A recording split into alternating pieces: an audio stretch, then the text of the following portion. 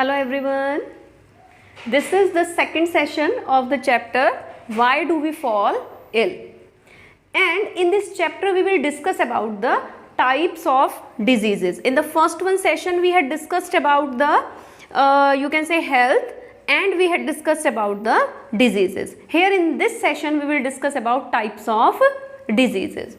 So diseases, types of diseases. Basically diseases can be classified on two bases. The very first, on the basis of duration. Duration means time period, that for how many time that disease will last longer inside our body. And the second one, on the basis of since birth or after birth. So the disease can be classified on these Disease can be classified on these two bases, on the basis of duration and on the basis of present since birth or after birth. So in this flow chart you can see the different types of diseases on different bases. On the basis of their duration. Duration means basically time period. Duration means time period. So if a disease for short period of time, then that is known as acute disease, and if a disease for long period of time, then that is known as chronic disease. Acute disease, as it is for short period of time, so there is no drastic change in the patient. You cannot see, or you will not see any drastic change in the patient, but in this, because this lasts for long time, that's why there can be drastic change in the patient.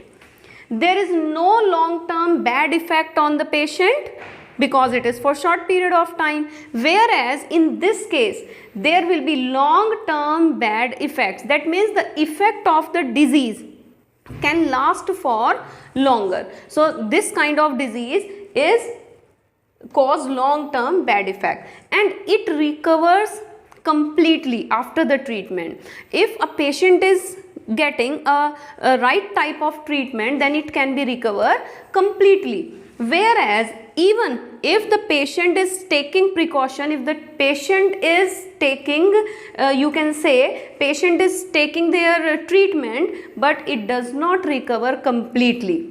Sometime you can say sometimes the effects of that particular disease can retain inside the body of the patient. So that's why we can say that it does not recover completely.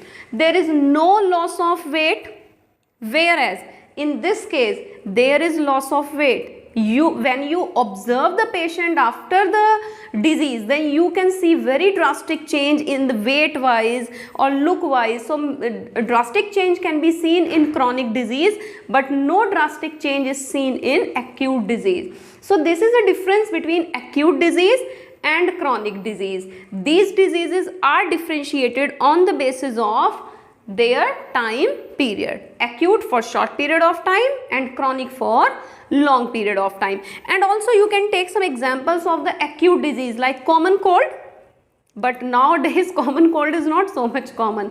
So you can say cough, whereas in chronic disease like tuberculosis, like chicken pox, so these kind of diseases can be a long-term disease like cancer, like arthritis. These are the examples of chronic diseases. The second one difference on the basis that is it present since birth or is it present after birth. If a disease is present since birth, it is known as congenital disease. If it is present since birth, sometime a disease is present in the person when it take birth. That means it is from the mother's body, or you can say it is genetic disorder. And acquired disease, as the name indicate, acquired. So these are acquired after the birth of the person, after the birth of the child. So congenital disease, as I told you, that these are present since birth. Many reasons may be any chromosomal disorder, any kind of you can say hereditary disease, because they are present they are transferred from parents to their offspring. In the next class we will discuss about that kind of topics. Acquired diseases, because these are acquired after birth, so these diseases are of two types.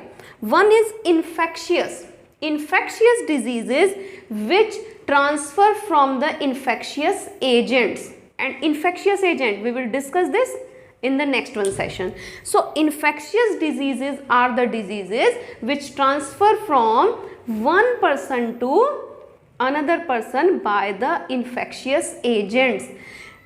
These are also known as communicable diseases, and these are non-infectious diseases. Non-infectious means they do not transfer from infected person to healthy person. So these are non-infectious diseases. So we can say infectious diseases are communicable diseases because they can transfer from infected person to healthy person, and non-infectious diseases are non-communicable diseases because they do not transfer from infected person to healthy person. So finally, as there is a difference between acute and chronic disease, there will be a difference between infectious and non-infectious disease. Like these are communicable, these are non-communicable. They transfer through infectious agent. Infectious agent cannot transfer these kind of diseases.